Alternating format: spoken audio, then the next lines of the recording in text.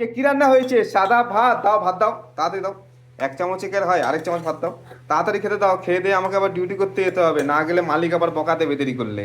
এটা কি মাছের ডিমের বড়া না ডালের বড়া? দাও বড়া দাও 2 পিস, ব্যাস। বাহ, বড়াটা খুব সুন্দর বানিয়েছো তো।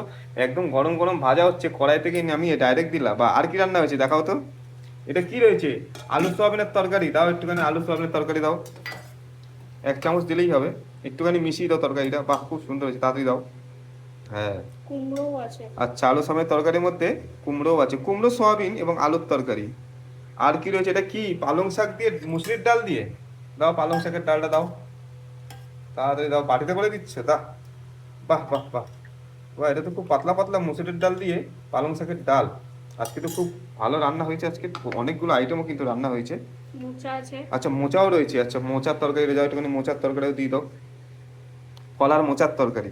বাহ, তাড়াতাড়ি করে দিতে, আমার হেভি জোরে খিদে পাইছে। ও হো হো।